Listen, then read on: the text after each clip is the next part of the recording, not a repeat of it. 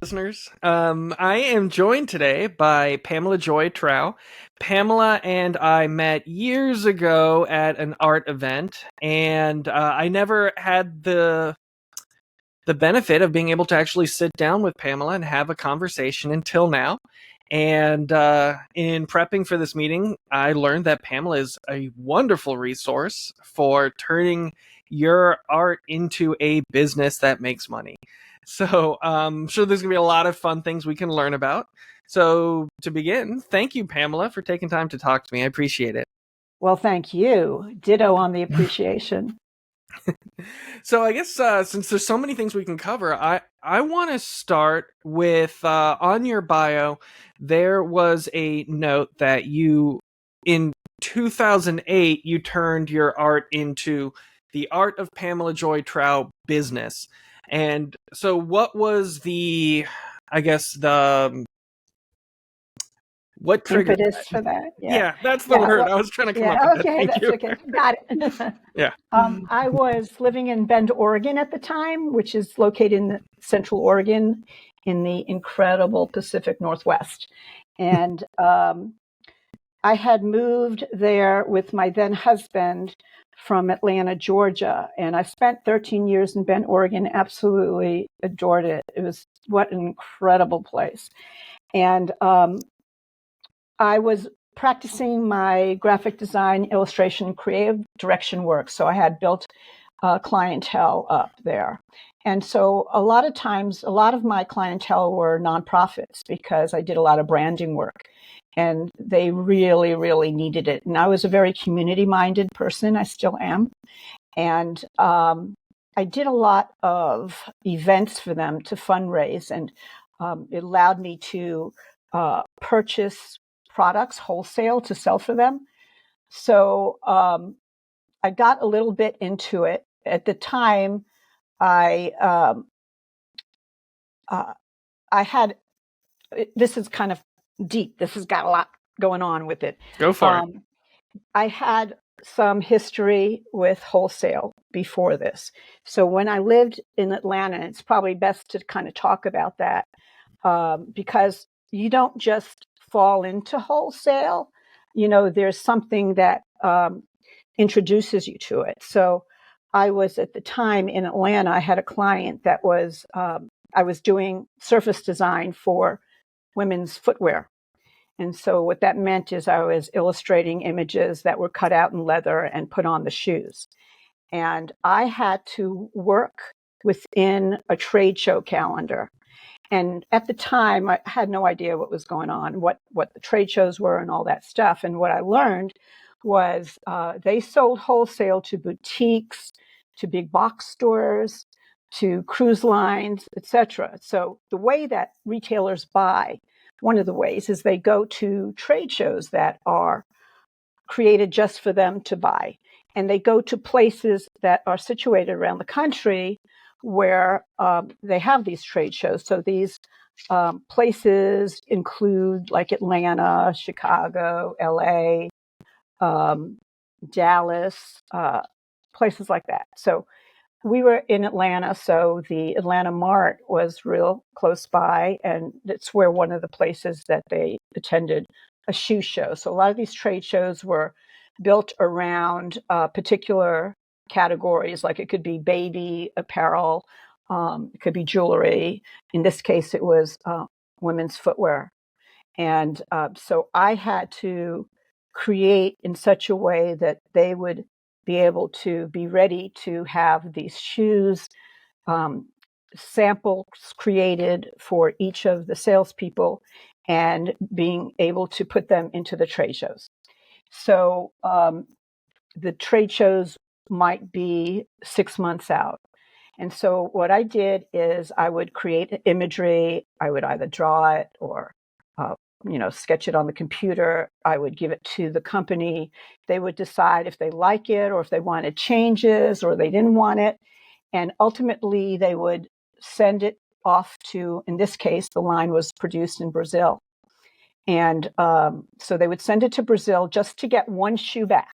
Okay, so Brazil, the shoe company just manufactured one and they would send it back. And the company would decide if that's the shoe or if they needed changes to it. And then ultimately, the factory would get the go ahead to produce sample pairs, enough for 10 salespeople at the time. So, and sample size shoes are size 6. So all the shoes would be in that size.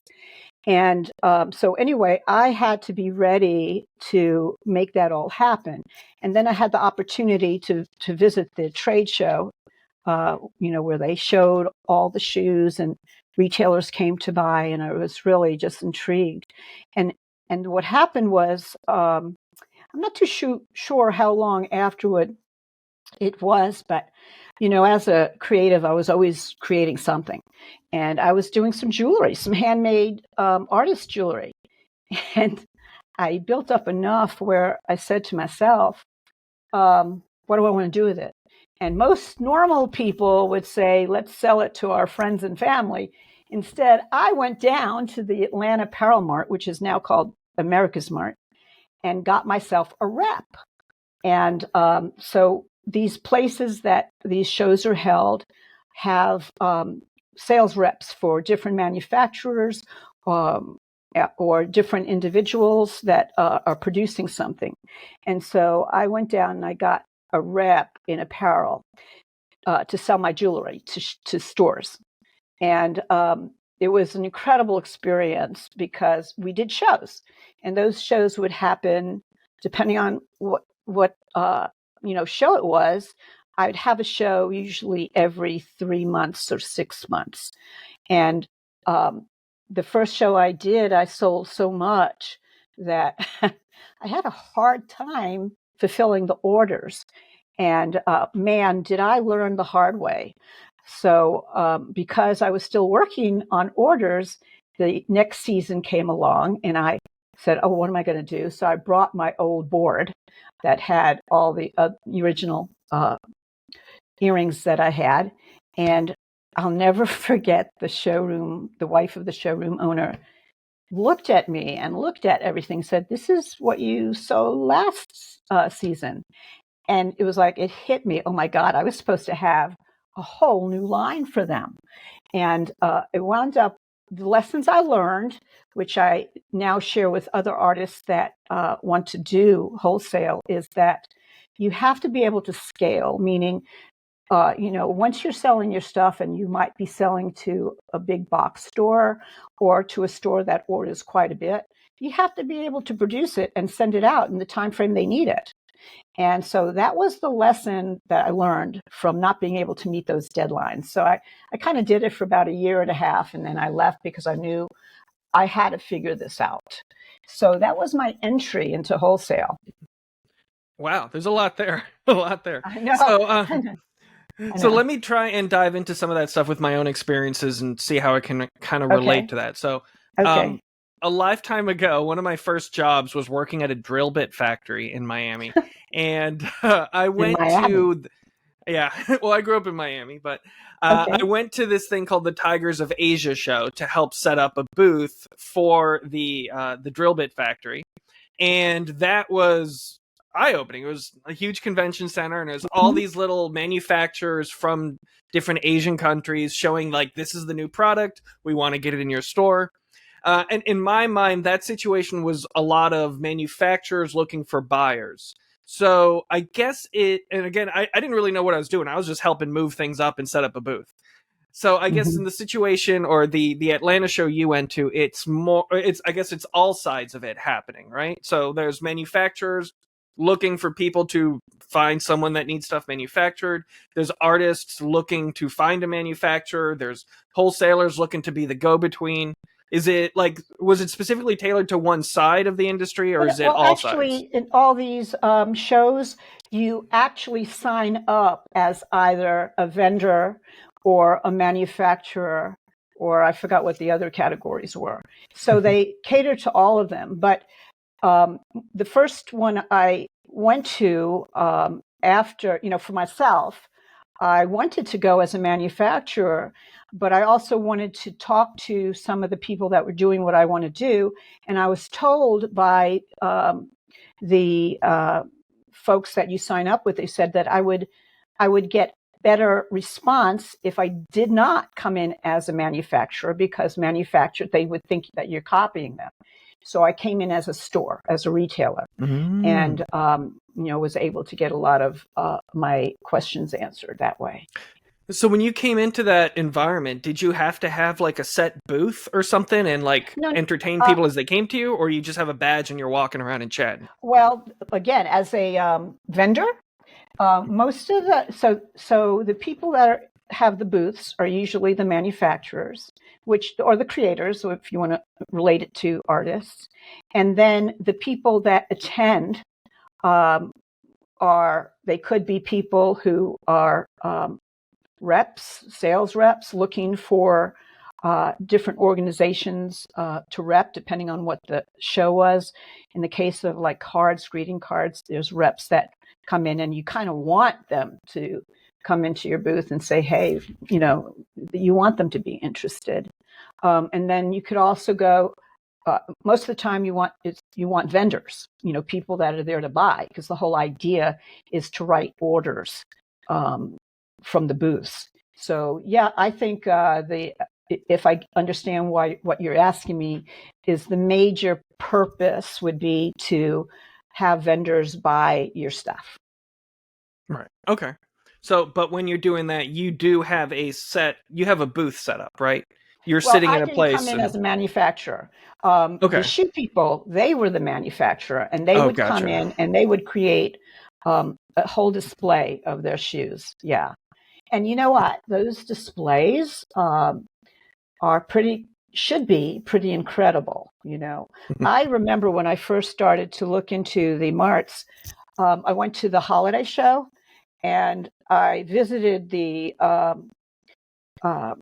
showrooms for some of the big ornament companies. And oh my God, you would not believe these displays. One of them had literally rooms, and each room had a display of a living room or a place you would have a tree, and the whole tree might be 14 feet tall, and it might be Victorian, and it'd be all Victorian ornaments. Then you walk into another room, and it's more retro. I mean, and that was for a particular ornament maker. I forgot his name, but he's real hot.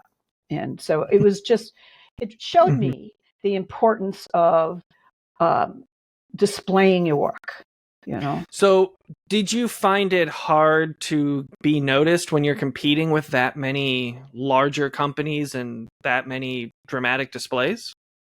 Well, again, I wasn't in a booth. I was one of those vendors walking around, and I haven't done the trade show yet. In other words, my means of getting my work out is I do online marketplaces that sometimes have trade shows online. So, the vendors, there's different ways that they buy. They buy at these shows, and a lot of times, that used to be the only way they bought. But since the computer, we now have these trade shows online, and people still go to the trade shows. Actually, the bigger stores go to search people out. There's an advantage for doing that because you can touch and feel and see the product, whereas online you're ordering it from a picture. But it's expensive to attend these trade shows. It's expensive for the vendor. It would cost me a minimum of $10,000 to have a booth. And that includes getting your booth set up and getting everything here and all kinds of things. Whereas those expenses, you don't have that with online. And so a lot of vendors now too, because they have to spend money sometimes for an airplane ticket and for their hospitality. They have to get a hotel room. They have to pay fees to get around. A lot of them use online marketplaces, and and the biggest one is called FAIR, FAIRE. So Yeah, I've sold through Fair, and I've on an earlier episode, Gianna Pergamo, she does a lot of wholesale mhm, through Fair too. So I'm curious right. to know your experience with it because I did not like it. Well, the thing about FAIR is the algorithm is very good for it when you first sign up. So I got a lot of orders when I first signed up. And as time went by and more folks signed on and were in the same category as me, the orders got less. But what is good about it is I still get orders, and I still get orders from reorders from the stores that bought from me. Because in wholesale, the thing, you think, okay, I got a store to buy from me. Wow, I'm successful. This is great. But the truth is, you want them to reorder. Okay. You want to have them as a buyer all the time. And so, that's a good thing. Um, and then, there's other ways to get retailers. It's not easy. I do workshops teaching makers and artists on how to get their work into retail environments. And, I teach this to them, but also there's so much to wholesaling. It's not just, a lot of us, including Gianna, we kind of learn by doing. And, we kind of learned in the school of hard knocks, I guess you can say, just like the experience I was telling you about. Um, I wish I had something like what I offer today back then, because also the other thing too is I think what I offer helps you to make a decision if you want to move forward or not, because there's so much to it. It's not just, getting your stuff into a product line, but it's about making your stuff a product line that sells, um, the artists that I cater to with the workshops tend to be artists that have been painting, for example, for a long time. So they have a library of images. And, they perhaps may think they want to do a greeting card line and put their stuff on the card. That doesn't mean it's going to sell. I mean, there's so much more to this than the obvious. So it's a constant learning experience. Well, I know we're going to be going all over the place with this because there's so many Yeah. things to cover, but Yeah. specifically with your workshops, I'm really curious about how you coordinate those. Like, is there a platform you use for your presentations? Is it just a video? Is it live? Is it all online? Is it in person? Right. What's your So, history yeah. of developing those workshops? Well, the workshop started as an idea before COVID, and I approached Barbara St. Clair, the CEO of Creative Pinellas, with it, and she loved the idea. But then, of course, COVID hit, and then after COVID, we did the first series, and it was incredibly successful, and it was in person.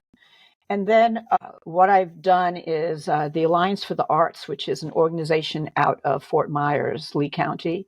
They contacted me. They somehow found out what I was doing. They contacted me and asked me if they'd do it for their constituents. And I said, yeah, but I'm not going to drive there and back for 3 workshops. So we did it on Zoom. So I have it in 2 ways. I have it in person and Zoom. Now, the next step for me is I am going to make it videos so that people can get the course when I'm sleeping. I don't have to be there to do it. So that's my next intent with the workshops. It's sort of the next level.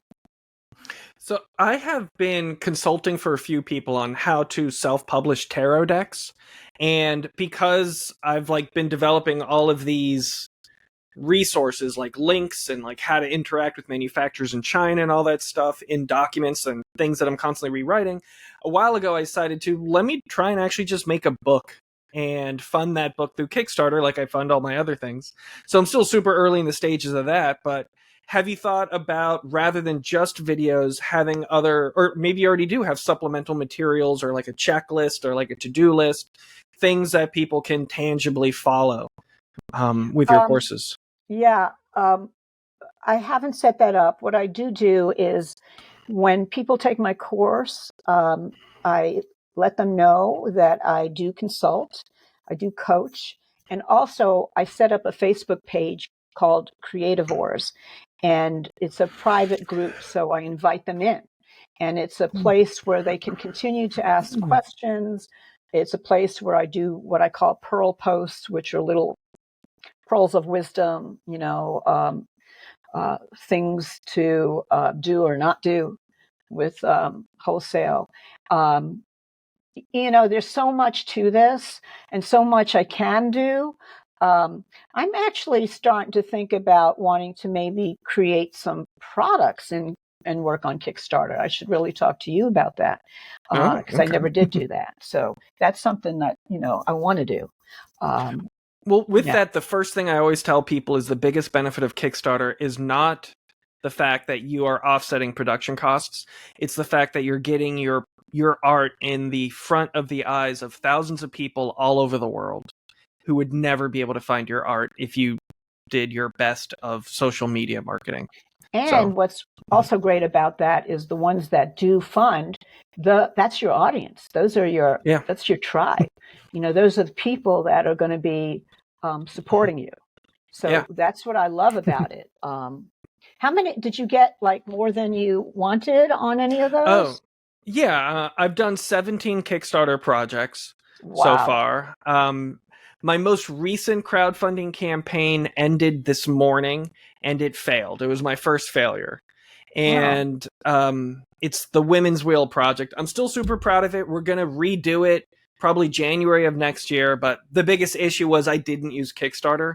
I used a new platform from BackerKit, their crowdfunding campaign, which is they've got just a handful of projects on it. So it doesn't have the traffic of people just browsing, looking for stuff to fund that Kickstarter does. So can't you just put it back on Kickstarter instead of waiting? Yeah, we can, but I want to reconfigure it. So like it was based on 500 units, the price quotes I got for 500 units of all the elements of the project. And we put a lot of stuff into the project, like an enamel coin, prints, journals, all these things that are like, it makes the overall product more of a kit, but it doesn't really serve the true bare bones purpose of the original product. So when we reconfigure it, we're going to do it based on units of 250 quantity, and we're going to take out and strip out the things that are not absolutely necessary so that our funding goal is a lot lower. Before $7,000, we're going to be trying to get a $2,000 target for the funding goal. So at least at that point, if no one is interested in it on Kickstarter, we can still just put our own money into it to make it hit its goal. So I have a question for you. Yeah, go for it. So in my workshops, I talk about sourcing and funding and all that stuff. And what comes up a lot is producing in China, which it sounds like you've done. Yeah. And one of the things I usually tell folks is to be careful because, COVID and China, it really impacted getting your product. A lot of folks, their product was sitting in the ocean, right? And so, I know some folks that produce these really high-end journals, leather-bound journals, and all of those are produced in China. And so they talked about, they were biting their nails about getting it in time because a lot of them were, they had a year connected to it, 1923, whatever it was. So my question to you is, have you encountered that? No, it luckily didn't become an issue. Well, a few projects ago, I did have the boat was stuck in San Francisco for about 3 months before it was able to get unloaded and go through customs. So there was a 3-month delay, but I had already baked in 3 months into the estimate. So I still ended up delivering the items to the backers on time. But speaking of journals, I find all my manufacturers through Alibaba. This gorgeous moleskin journal that I got made comes to $2 a unit when you order 100 of them. Custom printed pages. I got my own logo in there. I got it's a dot journal, so it's for and then I got like an embossed logo in there too. But how did you feel about the manufacturer? Were you scared to hoping that they would fulfill everything. And No, Alibaba is great because whenever you complete an order with someone, you write a review, you upload product photos. So if you're looking at manufacturers or looking up products on Alibaba, that's usually the way it works. You type in a product, you'll see a bunch of manufacturers that make them, most in China, some India, some in the US. But then for each one, you'll see people who have ordered from them in the past. You'll see their oh, reviews. great. They'll review it on communication, how quickly it arrived, and the quality of the product. And you'll also see their photos too. Plus, the manufacturers are always happy to send you a sample. It's usually like $10 for a sample and $30 shipping. It's just something they have lying around. So if it's something that's going to be a big order, I usually ask for a sample first. And then based on that, I'll kind of change my numbers or decide to go with someone else. Fantastic. Yeah. So, but anyways, let's talk about you a bit more. Okay, I enjoyed learning more about you. Yeah. So let's take a look at, if you were to take a snapshot of your business in 2023, what would the pie chart look like? Like, what percentage is wholesale? What percentage is gallery sales, like traditional art sales?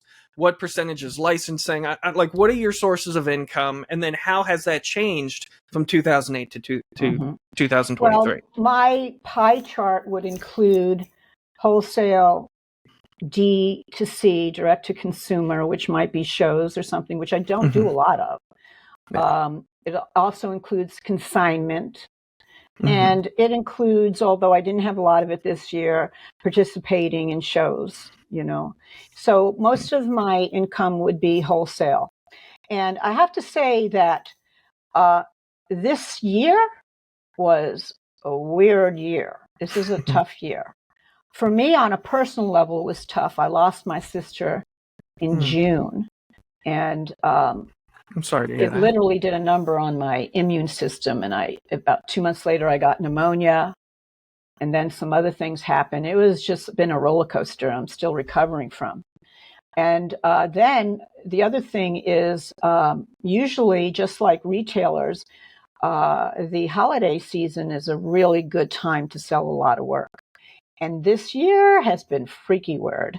I mean, the stores are telling me things I don't want to hear, but it's things like, that they've hardly gotten people in there. And it's a time of the year in the past where they should have been inundated, right? So, I'm thinking about how, what's doing this. And I know for sure that has a lot to do with, next year being a political year. People are holding back on their money. The economics is pretty slow. And, sadly, what we sell isn't a necessity, it's a desire. And so there's a lot of people holding back. Now, there's still a lot of people that will always buy from you and such. But when you're trying to make numbers and increase your numbers, you need everybody. So wholesale's your biggest chunk then. And Wholesale's my biggest chunk. When would you say it became your biggest chunk as an art producing entity? When I said I wanted to be, because getting buyers is a process in itself. So when I decided to do all the work to do that, and I still do it, you have to constantly be doing it. As I got buyers, I depended on that. Of course, I did other things. Like this past year, I had a grant, and I've had 3 grants from Creative Pinellas, and they occupied this last one. Well, the one before the last was a $10,000 grant that took a year to, I did a coloring book that was about water pollution. So I had a collaborator who was a scientist, and I created this story years ago, and I finally decided to make it into something, and it's a coloring book. It's called There's a Crystal Clear Pond, and it's about this little girl who comes into a new place and starts polluting the water, and the creatures in the lake, in the water, the pond, and around save the day, and they do it in a particular way. So what I wanted to do is to teach children and adults that when objects go into the water changes that object, but the object also changes the water. And the way we showed that is we got scanned electron microscopy photos of about 7 different objects that the little girl dropped in the pond, like styrofoam cups and plastic bags and things like that. And what scan electron microscopy is, where you take an object and it's like a 10,000 magnification. So it no longer looks like the product, but instead you're seeing this world, this unseen world of, patterns and color, shape, and you don't see the product anymore. And so what we did is we showed we call them SEMs. We showed a SEM of the product, and then we showed a SEM of the product 3 days after it's in a pond. And so you can see that there are changes. And the products that were actually more dangerous had little change to it because they didn't decompose.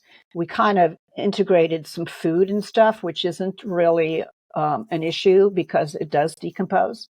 But we wanted to show them what it looks like under the microscope. And so we scheduled 9 workshops throughout Pinellas County libraries. And then we did some workshops in other places. And so throughout the year, we did this. So it really occupied a lot of my time. And so, and in between that, I continue to do what I do. So this year's been a real weird year for me. And I can't say it's something that I can use those numbers as a generality. It's just been a very strange year, and who knows what next year's going to bring. I mean, it's really, I think, going to depend on lots of things that are out of my control to a certain extent. I mean, all I can do is vote. If you know what I mean. Yeah. So would it be fair to say then that the growth in wholesale you've experienced is not organic? It is your actual footwork? It can be organic for sure. Okay. But it also depends on what you do to make that happen. So, the more online trade shows I attend, the more possibility of customers. Fair does these marketplaces every so often where, you have to give them a percentage off or something, which is really, fair, and doing wholesale that way is really, it's a difficult way to really build your business because you are giving a percentage to Fair and off of your wholesale price, not your retail price. Right. And we know that wholesale is 50% of what you sell retail. And so you're talking about if you have to give a percentage to Fair, something like 2.9%. I forgot what it is. 15% plus that. And then you have, if you're doing any kinds of promotions, you're taking another chunk out of it. So the bottom line is with wholesale, you're making money on selling volume, right? And you have to sell volume. I mean, if you're not selling volume, then go back to D2C, selling directly to consumers. So it's somewhat of a dance, I guess you can say. But there's definitely an organic aspect of how much you put into it. Because although I have buyers that repeat buying, I'm constantly working on getting new buyers. But I'm also constantly trying to retain the buyers that keep coming back. The experience is all about relationships and relationship building. And in all honesty, that's about any kind of sales. I don't care if you're selling nails. It's about establishing an emotional connection with people, so much so that they're buying your work over anybody else that has any similarity to your work. So it's a lot of energy.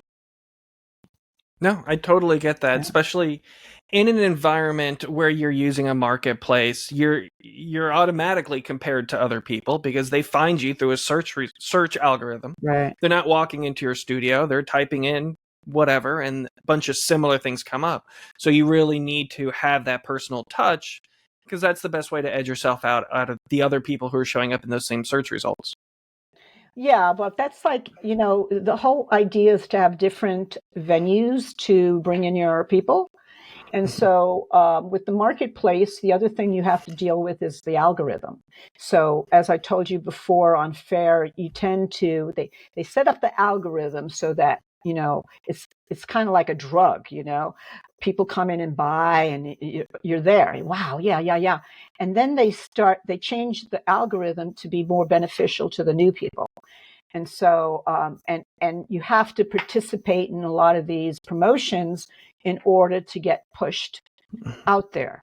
So, you've got that to deal with too. But, the truth is you don't want to depend on Fair as your only resource. There's other ways of finding your people. And I teach that in the workshop. And it's about making connections through Instagram. It's about finding people that I call it benchmarking. Benchmarking is a business term for looking at similar business that sells similar things that are similar to you. And you look at them not to beat them up, but you look to them as to what are they doing successfully, and then seeing, can you do that? Can you actually make it work for you by using whatever they do to successfully get their product or business out there? Okay, so, but there's a lot of ways to do it. Well, another benefit to the Kickstarter is most of my wholesale orders have been people who found my product on Kickstarter, and then they've reached out to me to see if they can do a wholesale order. So Oh, those are that's always fun fabulous. messages to get. Yeah. Because your Wow, I never project thought of and the it. whole campaign always exists in perpetuity on Kickstarter. And when it ends, you can add a big button that takes people to your website so they can buy it now that the But campaign's what's over. wonderful about that is it makes sense that retailers that are innovative, they want product that not everybody else has. So Mm-hmm. they probably look at Kickstarter for, wow, what's the coolest thing going on? Most likely it's not necessarily all the way out there yet. And I can see where that's a fabulous way for them to go. And I think I want to do that. But I think for me, I've got to think of that project that I want to do. The thing about all of this is we do what we do because we have a passion for it. I mean, there's criteria that we have to meet in order to sell it within the way we sell it, because, when you decide to sell your art, you no longer are creating just for you. You know, one of the biggest problems in anything to do with marketing and sales is that people tend to think about themselves first rather than the buyer. And it's important to think about when somebody wants to buy your tarot cards or buy my stickers or bookmarks or whatever. Why are they buying it from me? And what is it that makes them want to connect to it, to buy it, and then to come back and buy more? Right? So that's why it's important to really have a strong sense of who your audience is. And like, for example, for me, niche markets are good. Niche markets are markets within markets. Okay. So for example, if you have a product that you see that goes to pet owners, right? Okay. So you've got pet stores, what kinds of places do you have to get that sold? So um, how do you niche that though? If that's your market is the pets world, how do you niche it? Well, you niche it by, well, maybe you only do dog products or cat products. Um, and that's great because then what happens, it allows you to go deeper down in the potential buyers, what kind of opportunities are available for just dogs. You can approach groomers. Okay. I mean, there's different folks that you can approach based on your audience, right? The one thing you don't want to do is to be so niche that you don't have an audience. So, for example, let's say you're making collars, pet collars. You don't want to make pet collars for iguanas, right? Not everybody has iguanas, but you want to find out what kind of pets are popular, and you make that for them rather than I want to make pet collars for whatever kind of pet there is, only for my pet. You can't do that. You're not going to be successful with that. So you have to think broader, and you have to think about how is the person who wants this going to buy me? What do they want from me? How do you solve a problem for them? Because maybe your pet collar does something like maybe it holds some sort of electronic beacon so you can find your dog wherever they might be, something special like that. So you have to think deeper. Yeah. To add to what you're saying, there's always a Venn diagram for your product. And that's something that I picture when I think about how I'm going to market one of my things that I'm putting on Kickstarter. So, for example, let's say I have a board game, which is one that's coming out soon, a board game about propagating houseplants. If I market it just to people who are board gamers, yeah, I'll get a lot of people interested in it. But I'm now competing for their attention with thousands of other board games out there. Exactly. So the other half of that market of people who might be interested are people who propagate houseplants. So they might not be board gamers, but they might see this game and be interested. So there's always a second market. You also have, excuse me, but you also have nurseries, and you have, flower shops. You've got places that have the audience. You don't have to think about the audience as a direct sale. That's D2C. That's true, yeah. If you think about the retailers and who they reach, they'll reach more of your buyers than you could. You see? So that's a good way to think about it too. So let's talk about what you offer for wholesale. So I know you do greeting cards, I know you do stickers. What else do you do? I do greeting cards, stickers, bookmarks, luggage tags. What else? I just started pins.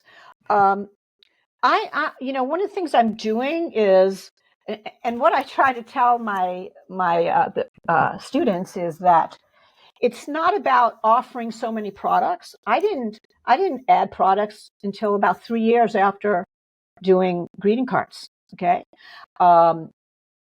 You don't want to reduce or dilute your thinking and your skills and everything. You want to make sure that the product that you're selling works well with everything else you're selling. So, for example, the next thing I got into was stickers, because stickers is really considered low-hanging fruit in the industry. You sell a lot of stickers. They're low priced. People love them because it's, affordable. They can go into a store and buy a bunch of stickers and stick it on water bottles and skateboards and anything that they want to express themselves with, right? So I went into that, and I did see that it was very, I wound up, and I still sell mostly cards and stickers out of everything. And then the other thing you want to do is when you create an image, you want to, it'd be nice if you can make sure that that image can work on other products. So like I have greeting cards of goddesses, right? And I made bookmarks out of them. It just worked well for bookmarks because the goddesses also have attributes that you can relate to with that goddess. And so I always look for what's the appropriate product. I don't just put stuff on products, because there's some products that don't work as, I do art prints too, by the way, I forgot to say that. There's products that only work well as art prints, and they don't work as greeting cards. I feel like your goddesses would work well as an oracle deck. Probably. I've thought about a tarot deck, and I tell you what, one of the things I respect about you and that intrigued me about you is that you took the time to create these beautiful illustrations for what's over 100. Isn't it over 100 cards? Or how many cards? There's 78 in a Oh, okay. traditional Rider-Waite tarot deck. Okay. I'm So working that, on my third tarot deck right now. see, that's profound to me because, when you enter the market with greeting cards, the suggestion is you should have a minimum of 60 cards, right? I've got 300, right? You are doing, more than the 60. I mean, you can take your I'm sure your images and you can put them into other products if you wanted to. Yeah, It I might sell not be worth it, prints right? and I've made Yeah, bookmarks and some shirts, but yeah. yeah, But the none of tarot them have cards sold is well as the original yeah, deck. Yeah. right, right, right. Yeah, and it also takes special, it might take special marketing for that too. But you'll always have something that sells better than the other thing. But I'm very, very impressed with what you do because you're sticking with your tarot cards and your games, and Thank you. they have particular niche audiences. But you have a number of people and stores that would buy that. Do you Thank you. sell to Yeah, stores yet? Do you I sell? do. So Mhm. I mentioned that I've had a few wholesale orders. Right. Most of those have been Hong Kong, Taiwan, and Oh, really? Italy. Um, Are you not so afraid that the Hong Kong is going to copy your cards? no, because they've reordered from me. So Okay. yeah, and plus, Okay. like if I, I'm I'm in. It's not like I'm sitting on 1,000 decks and I'm worried that I'm not going to be able to sell them. I probably sell maybe 2 a week through my website, maybe 1 a week through Etsy. So like they're slowly trickling out, and probably this time next year I'll be out and I can start a third edition, which will be another reason to have a Kickstarter project. So So do you reprint or you just do another subject? both. So my first tarot deck, Eros Tarot, I'm on the second edition now. And when I did the second edition, it was a second Kickstarter project, which raised more money than the first one because it brought back a lot of people who I guess wanted to go the first time, but it sold out, so they couldn't get it. So now this was their opportunity to get Oh, it. I It see. allowed me to try a different manufacturer, allowed me to add additional cards so I can go above the 78 that are required. So it's fun kind of revisiting that project and trying to recreate that old art style I did a few years ago. So I will do a third edition when there's enough demand and it hasn't been on the market long enough that I feel like it's time to do that third edition. Mhm. Same with my first Oracle deck, the Goracle deck, which I'm almost sold out of now. So I'll give Mhm. that some time to, like, once people start messaging me saying, hey, where can I buy this thing? I'll be like, sorry, it's sold out. After I do that a few times, I'll be like, okay, there's demand up there now for me to do a second edition of that. That's great. And I love the idea of, so like with Kickstarter, you can't have two projects running at the same time. And it also looks very bad if you've launched a crowdfunding campaign and haven't delivered on the previous one. So I want to always constantly be either delivering or crowdfunding. Mhm. And what's the difference between, are you calling Kickstarter crowdfunding? Is that what you're saying? Yeah, sorry. Okay. Crowdfunding, I guess, is the category, but Kickstarter Yeah. is the biggest one, but there's also Indiegogo, there's Right. GameFound, and crowdfunding by BackerKit. And There's then you probably just other stay ones with out there, but Kickstarter because you know it works, right?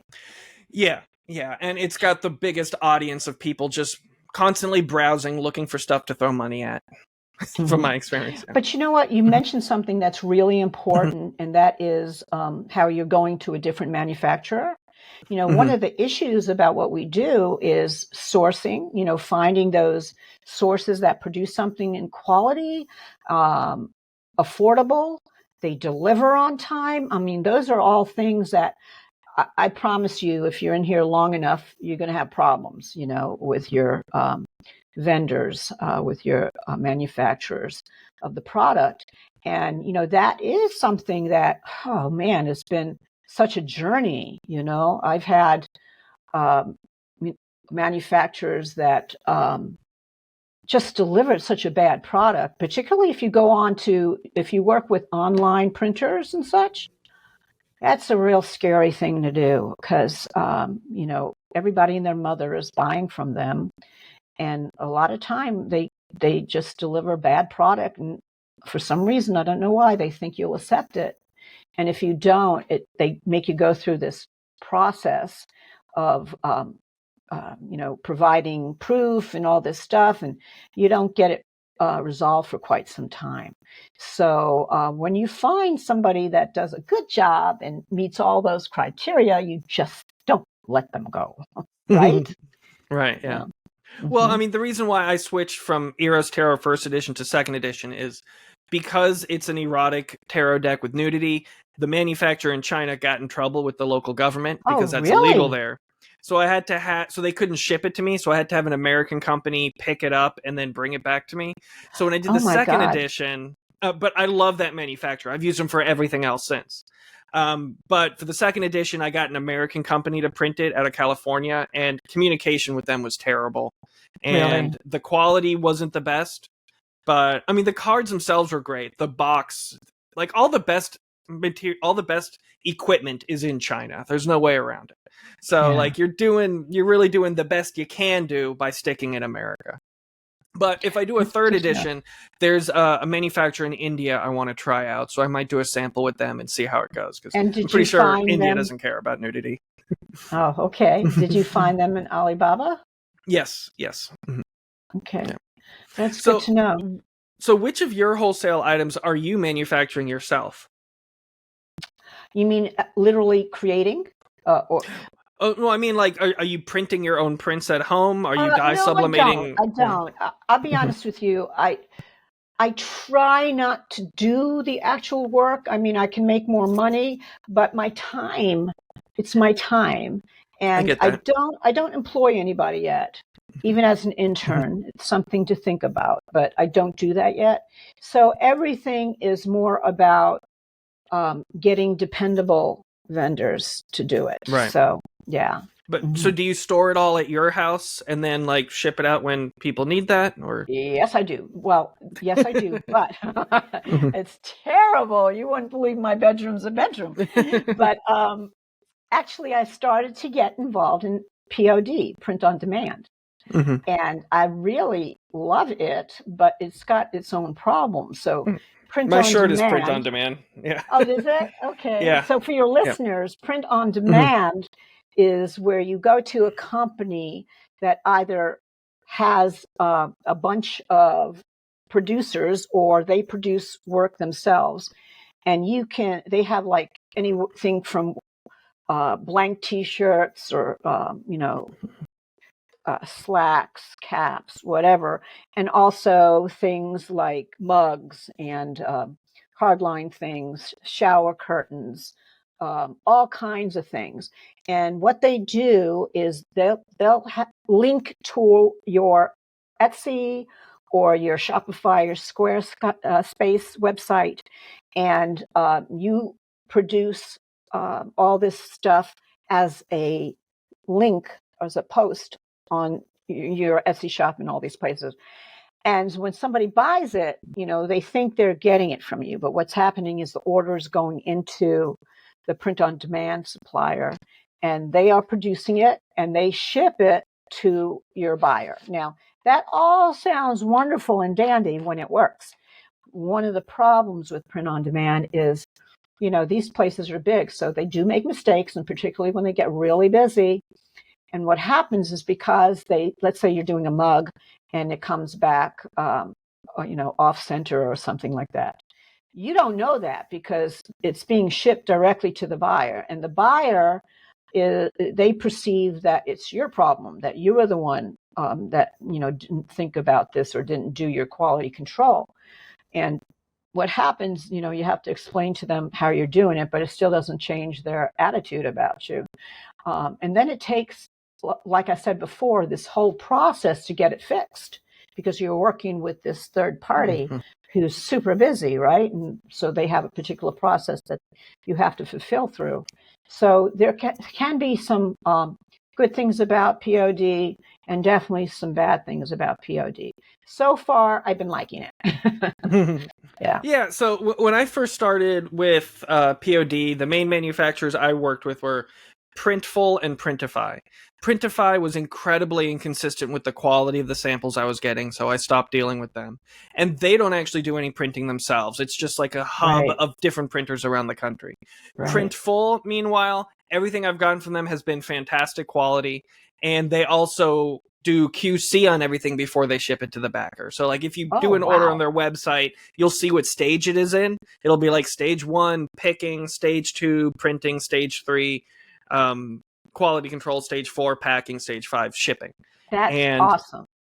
yeah, so Yeah. I love them, and they've been great. I had a whole conversation on an earlier episode with our local artist Mark Williams about how we've been using them and other companies on our websites with the correct thing.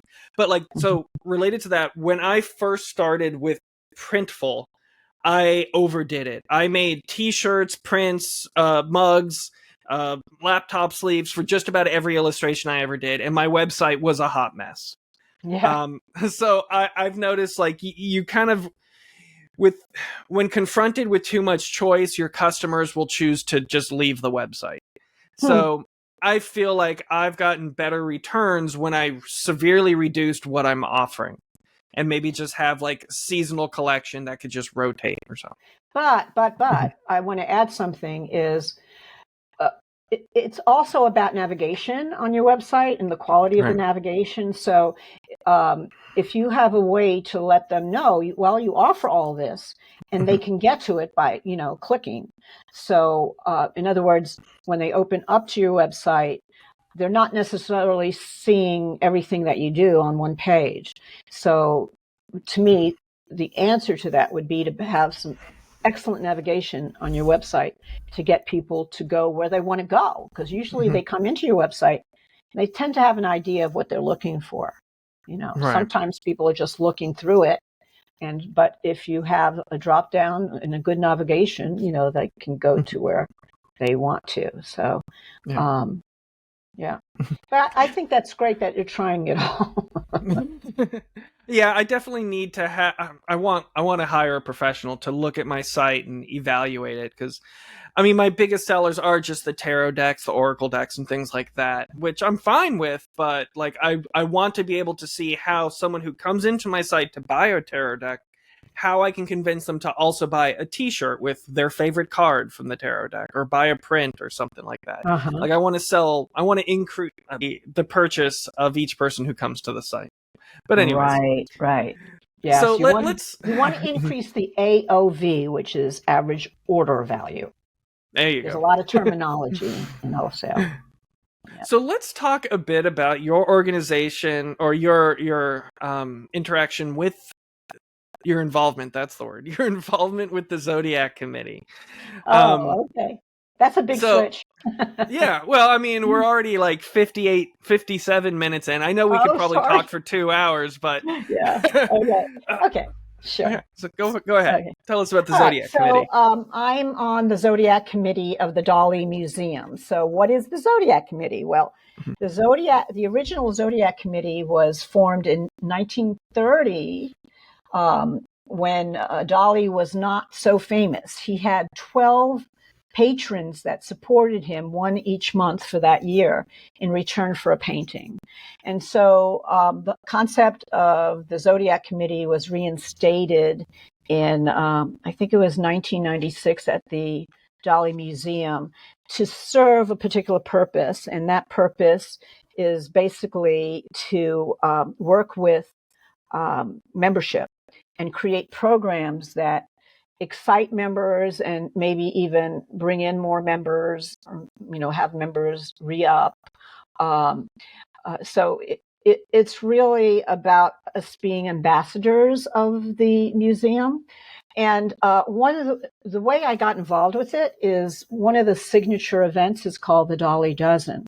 And each member of the committee, again, there's 12 of them. And by the way, we do have a liaison to the museum, and we have the goddess, Megan Moyer. She's our membership director for the museum, and she's also our liaison. So this Dali Dozen is one night in December. These artists get to show their work to members, and we recently added non-members can buy a ticket to it too. And I had the incredible opportunity to be a Dali Dozen artist in 2018, I was contacted by Marie Jones, who's no longer on the committee, but she was on the committee, and I got a call from her, and she said she was walking through, I think it was Treehouse Gallery at the time, where I had some work. And she said, she loved my work and she wanted me to be her artist. And I was, oh my God, I was so just honored, because, I mean, as an artist and as a person on the committee, you can pick anybody you want, I mean, any artist, and our community is filled with phenomenal artists. So I got to be a Dali Dozen artist, and then after it, she asked if I want to participate in being on the Zodiac committee, and of course, didn't have to think twice. I said yes. And so I started on the committee in 2019. And I'm so excited about this year's Dali Dozen.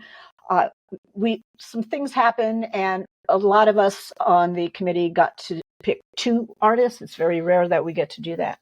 So one of my artists is Jessica Oxner, who creates bikinis and accessories to those bikinis, like straps and buckles, that you can change, and the bikini becomes something totally new and fresh. And she's probably one of our first fashion-oriented artists.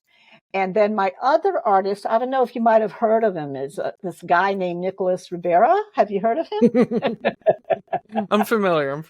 Yeah. So I'm so excited to have you. I thought about you more than just for this one in the past, and I'm so excited when this opportunity came up, because I had talked with Jessica a long time ago, like at the beginning of the year. And anyway, I'm so glad that you're doing it, and I'm so excited.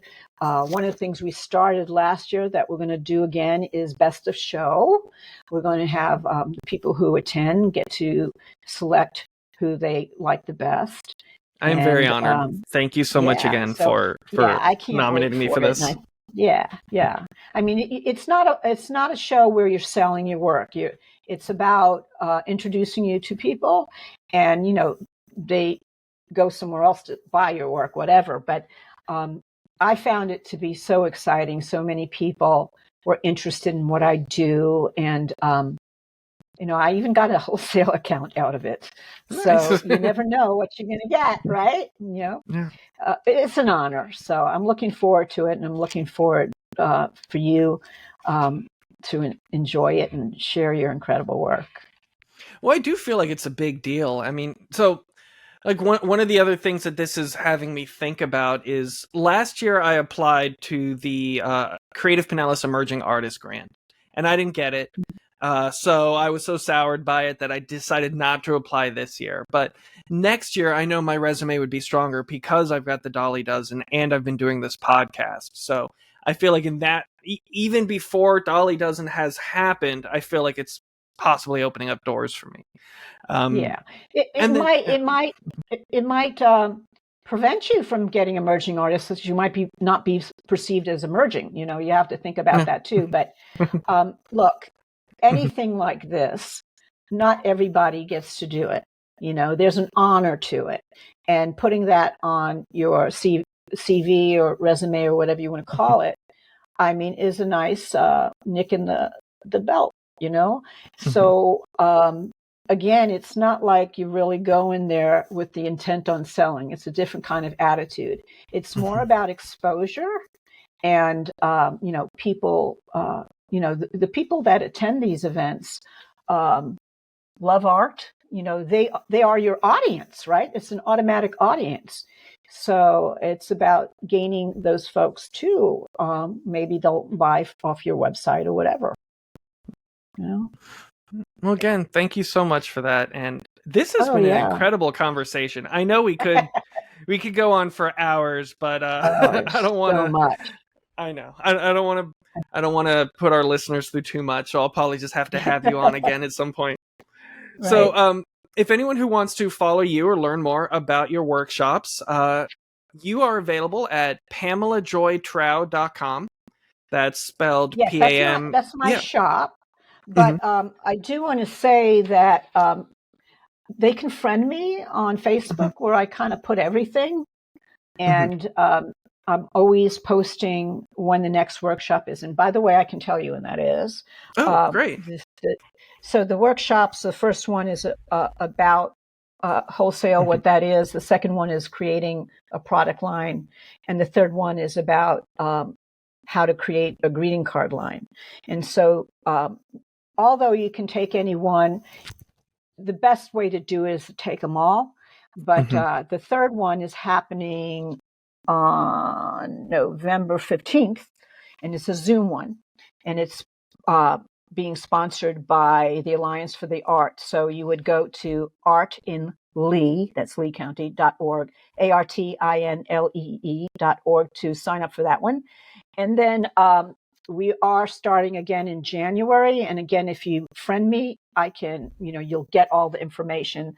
And then the Morian is going to be doing an in-person workshop series starting January 13th for the first one. Then the following weekend, and these are Saturday workshops, is workshop 2, and the following weekend is workshop 3. And I'm in discussion with other organizations about holding this. So there's no excuse. You should be able to attend any of them. Awesome. Thank you so much. Yeah, this episode is also going to be coming out, I want to say November 29th, so just before, so the week before Dali Dozen, which is going to be Wednesday, December 6th, and I'm going to see you there, I hope. Of course, I'll be there. Okay, great.